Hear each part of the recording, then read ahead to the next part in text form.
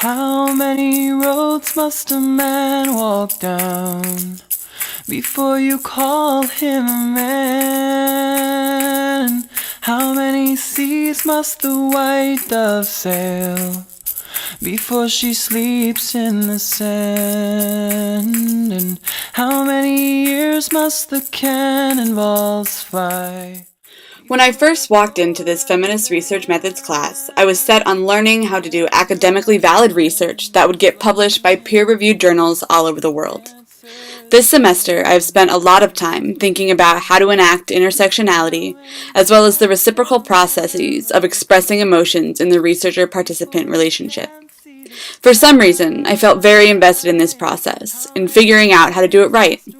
I wanted to create knowledge with people instead of for them, and engage in liberatory research where that participant felt healed after our interview together. I soon realized that this was not possible. Not only was this not possible, but my needs, wants, and everything I was striving for were based upon the academic-industrial complex, which is rooted in systems of patriarchy, misogyny, racism, classism, ableism, and the list goes on. Why am I engaging in a practice that is bound in systems that I'm trying to interrupt? Am I feeding oppression? Colluding? Assimilating? With these thoughts, I began to do some research about why feminists invest so much time in creating feminist research methods as a way to alter a system that is inherently oppressive. And I had to do research to find the answers. Hours spent on the internet led me to the feminist industrial complex. This notion is related to conversations on the institutionalization of women's studies programs around the country, in that with institutionalization comes academic assimilation. Now we are fighting to produce knowledge that is valid, seen, heard, and accepted by the very beast that we are fighting. Is there some other way to produce knowledge that doesn't come in the form of research? Is there a way to achieve the positive effects of research, which include voicing often unheard stories, creating relationships, building community, giving marginalized and invisibilized people the opportunity to use their voices to be heard, the researchers included? Is there a way to do that without engaging in the patriarchal, white supremacist process of research in itself? Here is a short excerpt from the book Feminism for Real, Deconstructing the Academic Industrial Complex of Feminism. I walked for miles to get here. I never thought that I would live here. What is this place that you have promised me, and what is this dream that doesn't acknowledge me? Questions that arise, people looking mesmerized. Will someone please summarize? Can't you see this is so hard for me? I live here in Western democracy, and they live there in Eastern theocracy, where faith is mixed with confused ideologies, and young women are trapped in all the hypocrisy.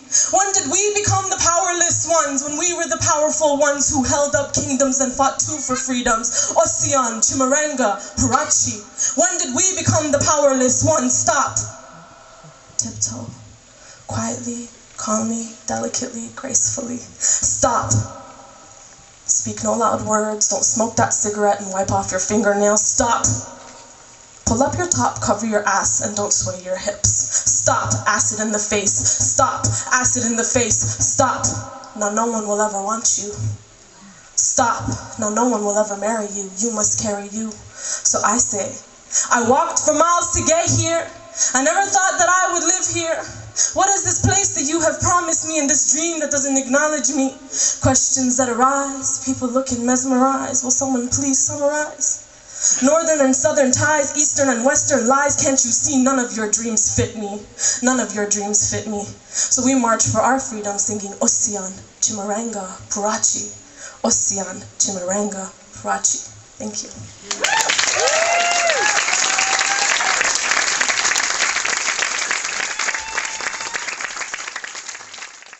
This could come down to the constant struggle between those who choose to work inside of systems versus those who don't have access to the systems or choose to work outside of it. It could be a matter of the need for a widespread and diverse movement where not everyone has to do the work in every area, but in order for change to occur, one person at least has to be working in every area. So maybe academia is not my place as a feminist. Or maybe as a person with white cisgender and upper class privilege, it is my place. But why would I want to stay in a place where feminism is only taken seriously when female graduate students produce online memes of Ryan Gosling's face to help her memorize the completely inaccessible feminist theories she was supposed to recite on a test? Are the benefits of research as knowledge production great enough for me to keep fighting?